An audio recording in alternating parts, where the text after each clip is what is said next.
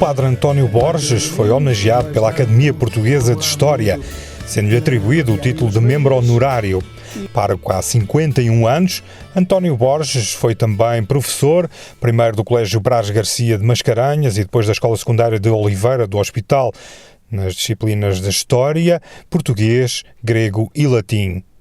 Foi autor de muitos artigos ao longo dos anos em jornais regionais. Uma vida muito rica de sacerdócio, mas também como homem da cultura, que vamos conhecer melhor em Pontos de Vista, um programa conjunto do Correio de Coimbra e da Centro TV. Sr. Padre António Borges, ficou surpreendido com esta distinção da Associação Portuguesa de História de se tornar membro honorário?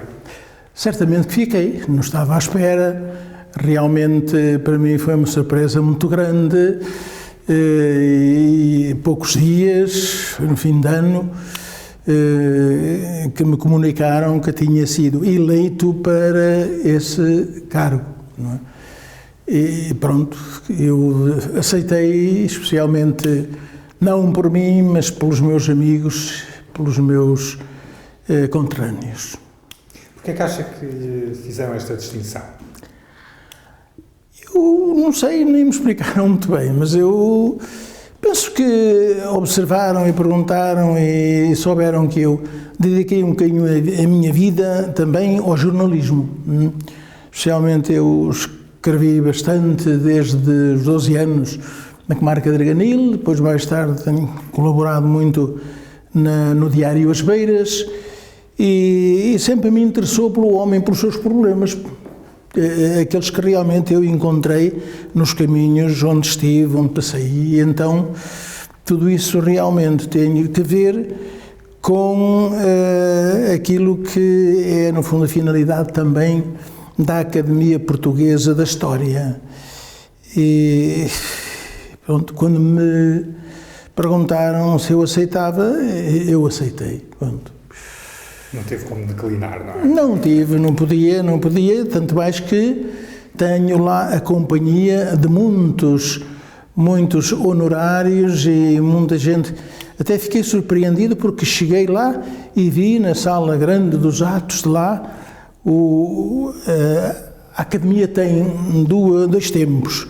Um, quando foi da fundação, por Dom João V, 1700 e tal, e depois 1930 e poucos, creio eu, cujo primeiro presidente daquela academia foi um conterrâneo nosso, o Dr. António Garcia Ribeiro de Vasconcelos.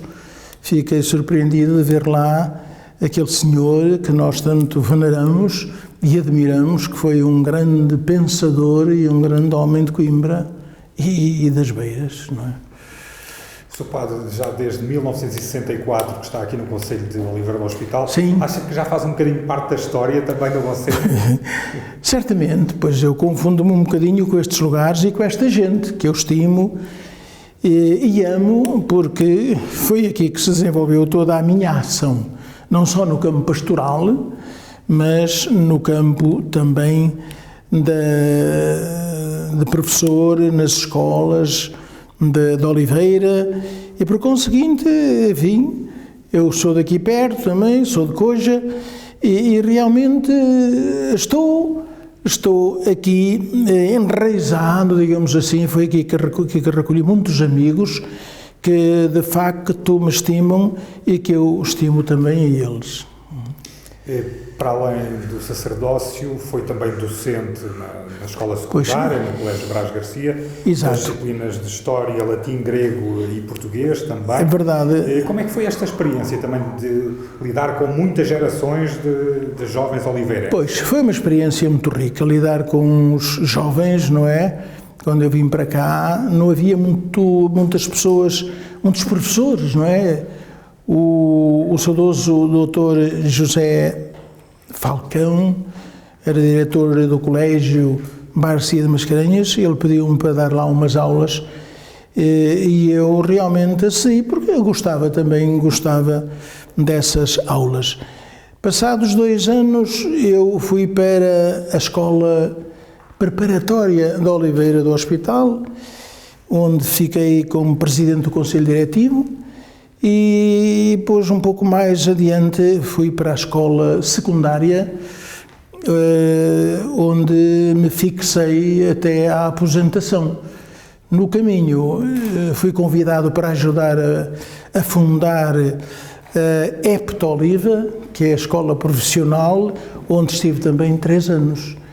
E foi assim que me fui arraigando ali, porque fiquei professor efetivo e pronto, e gostei, estava aqui perto, gostei da experiência que me enriqueceu muito.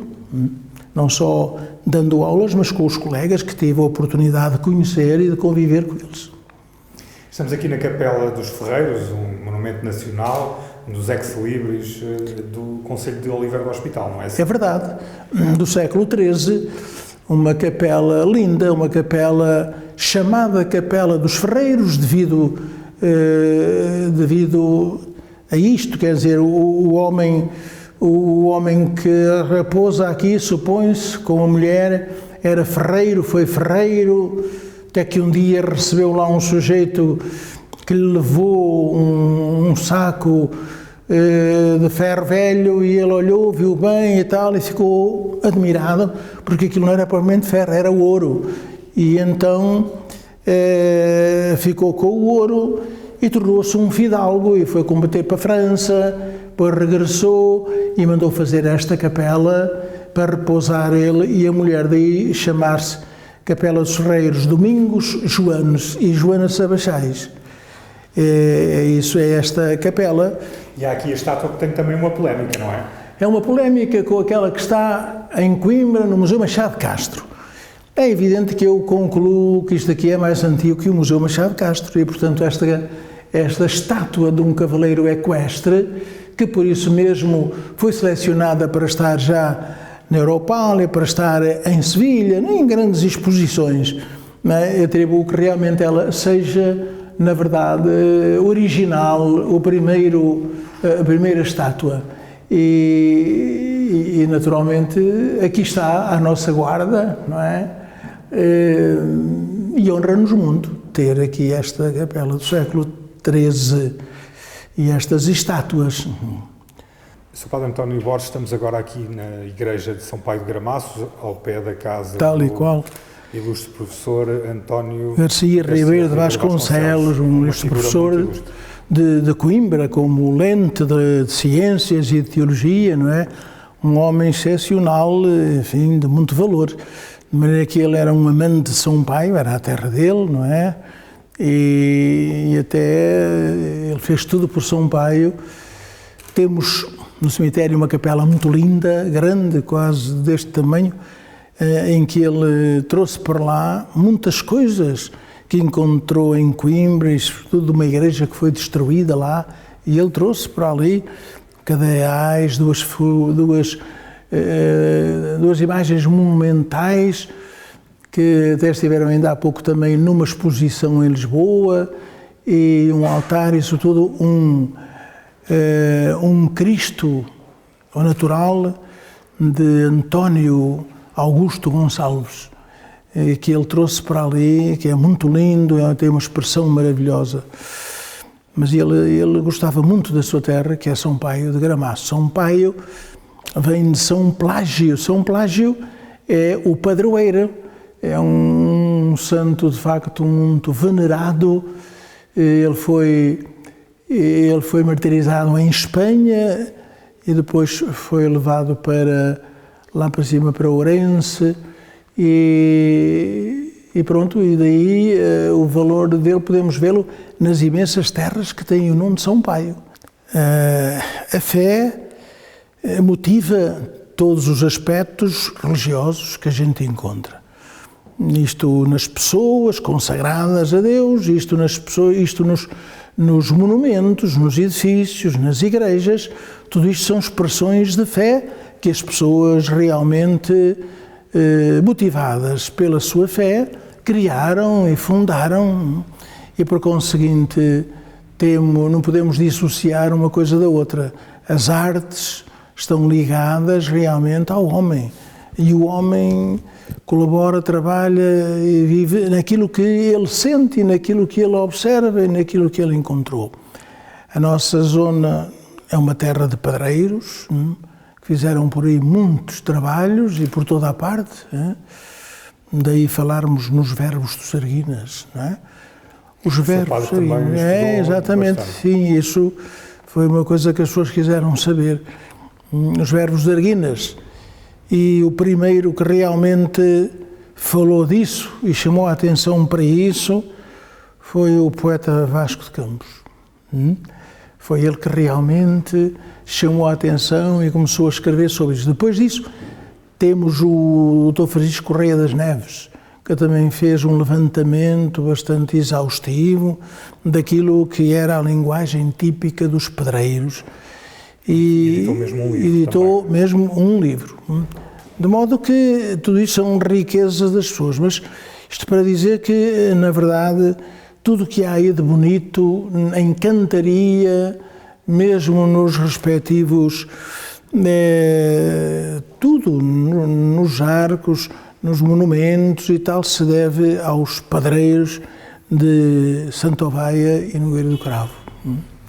Sr. Padre, o seu testemunho como pároco nesta região, como foi toda esta vida? Olha, eu vim para aqui, como disse, em 64. Inicialmente a vida não foi muito fácil, não é? Várias demais que havia por aí que realmente me dificultaram a vida. A história do passado, antes de mim, não estava de molde a eu recomeçar o meu trabalho imediatamente, com gosto, com alegria, com esperança que eu trazia. Eu tive que aguardar e aguardei para aí 10 anos. Só ao fim de 10 anos é que eu pude começar, não é? Porque as pessoas não acolhiam, as pessoas não queriam, as pessoas estavam zangadas. A partir daí, depois, começaram, de facto, a abrir-se. E foi mais fácil, enfim, falar com eles e trabalhar com eles. Aqui no coração da zona de Oliveira, eu estive primeiro em Nogueira do Cravo, e depois em Bobadela, em Santa Oveia e Galizes. E, na verdade, foi aí que eu primeiro tentei fazer alguma coisa daquilo que importava muito fazer. Eu ajudei a fundar a Liga de Melhoramentos em Nogueira do Cravo. Fiz também parte das comissões que erigiram os centros de dia e os lares, que hoje estão a funcionar. Santa Oveia, há 34 anos, Nogueira do Cravo, Bobadela, quer dizer, isto muito voltado para o social, porque era importante, não havia nada, não é? Eram terras muito pobres, e de maneira que é com alegria que vejo essas instituições a trabalhar, a andar, a caminhar, não é? E portanto, tudo isso, na verdade, fez com que, pouco a pouco, eu gostasse das pessoas e as pessoas gostassem de mim. Depois, quando foi aqui há uns 17, 18 anos, eu vim para Oliveira, pronto, para a sede do Conselho. Que notou entre as paróquias mais pequenas e a sede do Conselho? Bom, pois realmente a sede do Conselho nós temos mais motivações para atuar, para ter algumas iniciativas, não é? Porque as outras sedes são mais pequenas e não há realmente há pessoas boas, mas em quantidade não há tanto como num concelho. E num concelho, de facto, nós temos pessoas mais voltadas para iniciativas pastorais de conjunto. Eu gostei de estar em Oliveira, porque no fundo também conhecia a maior parte das pessoas já, especialmente há 40 anos para cá, das escolas, etc. E tem outras iniciativas que nós não podemos ter nas terras pequenas. Terras pequenas nós temos pessoas sãs, pessoas que de facto vivem, trabalham e esforçam-se por fazer o melhor possível e a gente vive e serve lá com alegria. E criamos um espírito de proximidade e de compreensão e de interajuda que nas terras grandes já não é tão fácil. De qualquer maneira, gostei de lá estar. Ultimamente, em virtude de eu ter adoecido, eu fiquei apenas com São Paio, que é esta paróquia, e Santa Oveia. São duas paróquias pequenas para, enfim, eu me limitar a fazer o mínimo que puder, porque a saúde não deixa criar problemas maiores. Comemorou também já aos 50 anos as bodas de ouro do sacerdócio. Exatamente. Isso aí tenho que agradecer imenso à minha terra, à Coja, que se reuniu e que se juntou para celebrar em setembro, celebrar as bodas de ouro. Foi realmente uma manifestação de amizade que eu muito prezo e gostei. Associaram-se também várias pessoas das minhas paróquias, não é? Mas, enfim, gostei porque foi a afirmação da importância que as pessoas dão a terem um padre na sua terra, aliás, mais, não é? Porque eu fui para o seminário, posso dizer que a minha vocação nasceu com o Monsenhor Nunes Pereira. Foi ele que realmente me deixou ficar estas sementes de fé, de alegria, para me poder consagrar. Com que idade é que foi para o seminário? Eu fui com 12 anos. Tinha feito 12 anos em setembro e fui em outubro.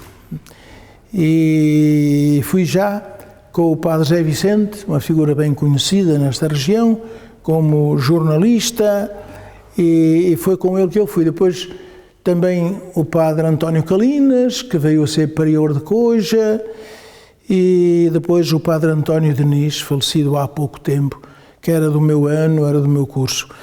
E assim tive sempre amigos que me estimularam, que me ajudaram, que me incentivaram nestes caminhos. O Sr. Padre já citou aqui muitas obras que ajudou a fundar. Qual é que é aquela de que mais se orgulha? Se tem alguma? Bom, a grande obra de que eu me orgulho, e essa a gente não pode medir nem contar, é tudo aquilo que ficou por aí no coração das pessoas, dos jovens, das crianças, não é? Essa ultrapassa-nos.